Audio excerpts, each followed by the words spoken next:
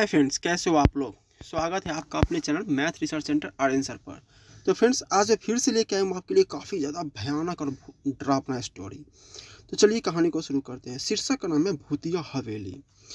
यह हवेली राजा महाराजा के समय में बनाई हुई थी, लेकिन पिछले 18 सालों से इस हवेली में आज तक कोई भी रहने के लिए नहीं आया था। इच्छा होने पर भी इस हवेली में कोई भी नहीं रह पा रहा था, क्योंकि लोगों का कहना था कि इस हवेली में भूत प्रेत का साया है। जब अजीत सिंह को इस हवेली के बारे में पता चला तो उसने तय किया कि वो इस रहस्य को जानकर ही रहेगा, क्योंकि लोग इस हवेली में नहीं रह पा रहे हैं। उसने मजबूत इच्छा शक्ति से हवेली में रहने की पूरी तैयारी कर ली। जब उसने हवेली के अंदर जाने के लिए पैर आगे बढ़ाए तो दरवाजे पे किसी अनजान व्यक्ति ने उसे रोक लिया और नजदीक जाके बोला, कौन हो आप और किधर जा रहे हो। अजीत सिंह ने जवाब देने के बजाय उसने उससे सवाल किया, जी आप कौन।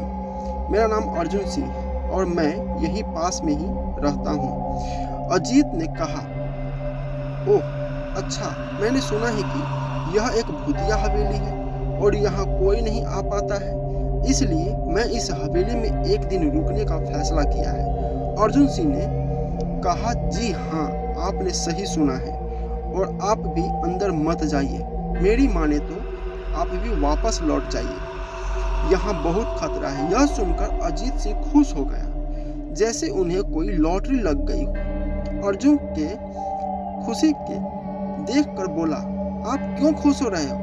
आपको तो भूत का नाम सुनकर डर लगना चाहिए। शायद आपको पता नहीं होगा कि मैं भूत प्रेत में काफी दिलचस्पी रखता हूँ। अगर इस हवेली में भूत है तो मैं अंदर जरूर जाऊंगा और सारी सच्चाई का पता भी लगाऊंगा। इतना कहकर अजीत सिंह उस हवेली में चल गए। अंदर जाके अजीत ने अपनी बैग को साइड में रखा और हवेली के चारों ओर देखने लगा। सारे रूम भी चेक कर लिए। बाद में ड्राइंग रूम में आके सोफे पर बैठ गया। उसने वहां बैठकर दारू के 2-4 पैक भी पिए। वहीं अचानक उस रूम में लाइट का एक बल्ब चालू बंद होने लगा, लेकिन अजीत ने उस पर ध्यान नहीं दिया। थोड़ी देर बाद दूसरा बल्ब चालू बंद होने लगा, फिर तो हवेली की सारी लाइट चालू बंद होने लगी। यह सब देखकर अजीत अपनी जगह पे खड़ा हो गया और संपूर्ण सचेत हो गया। अचानक उसके सामने एक छोटा टेबल हवा में उड़ने लगा।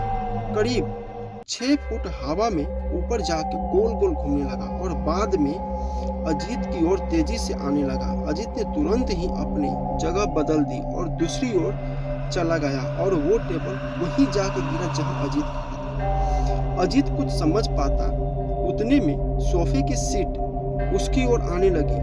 वो जल्द खड़ा हो गया और छलांग लगा के दूसरी ओर कूद गया, जिसके कारण सोफा दीवार को टकराया और अजीत बच गया। अचानक सब कुछ शांत हो गया। अजीत ने चारों ओर सतर्कता से देखा और बड़ी आवाज में बोला, तुम जो भी हो सामने आकर के बात करो। वहीं एक बड़ी परछाई उसके सामने आई। अजीत ने उस परछाई को देखकर बोला, कौन हो तुम और क्यों मुझे मारना चाहते हो। परछाई, तुम्हारी भूल के कारण। अजीत, मेरी भूल? मैंने कौन सी भूल की। परछाई, इस हवेली में आने की भूल। मैं किसी को भी इस हवेली में खुश नहीं देख सकता। अजीत, लेकिन क्यों।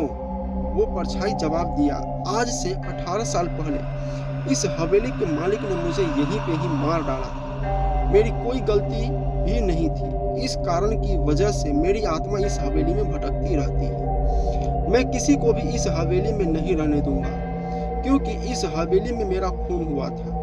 इस हवेली में जो भी रहने के लिए आएगा उसकी मौत होगी। अजीत ने कहा, मैं तुम्हें अपनी असली रूप में देखना चाहता हूँ। तुम्हारे मरने से पहले मैं तुम्हारी यह इच्छा अवश्य पूरी करूंगा। और उस परछाई ने एक भयानक दरमियाना रूप ले लिया। उसका चेहरा इतना भयानक था कि अजीत भी एक क्षण के लिए डर गया था, लेकिन दूसरी ही क्षण में उसने अपने आप को काबू पा लिया। बाद में उसने अपनी जेब में से सफेद पाउडर निकाला और उस भूत पर फेंक दिया, लेकिन वो भूत अपने आप को उस पाउडर से बचा लेता है और वो भूत भयानक हंसी हंसता है, जिसे देखकर अजीत सिंह को बहुत डर लगने लगा। अब भूत ने अजीत सिंह का हाथ पकड़कर मोड़ने लगता है, जिसके कारण हड्डियां टूटने की आवाज साफ सुनाई देती है। अजीत सिंह बहुत चीखता और चिल्लाता है, लेकिन उसका मदद करने वाला कोई नहीं होता है। हड्डियां मांस को फाड़ कर बाहर निकल जाता है और भूत उसका हाथ उखाड़ देता है। उसके शरीर से काफी खून निकल रहा होता है, जिससे भूत देखकर बहुत खुश होता है। भूत अपना जीभ लंबा कर उसे पीने लगता है और उसके हाथ को नोच नोच कर खाने लगता है। ये सब अजीत सिंह देख रहा होता है कि कैसे भूत उसके हाथ को नोच नोच कर खा रहा है। जैसे ही हाथ का मांस खत्म होता है, वैसे ही अजीत सिंह को डर लगने लगता है कि पता नहीं अब क्या उखाड़ देगा। इतने में भूत ने उसके एक पैर उखाड़ कर उसका मांस खाने लगता है। अब अजीत सिंह अधमरा हो चुका होता है। उसके बाद भूत उसके पेट फाड़ कर मांस खाने लगता है और अजीत सिंह मर चुका होता है। तो फ्रेंड्स, कैसा लगा स्टोरी प्लीज़ कमेंट करके बताइए और हमारे चैनल को सब्सक्राइब जरूर कीजिए। मिलते हैं अगले स्टोरी में।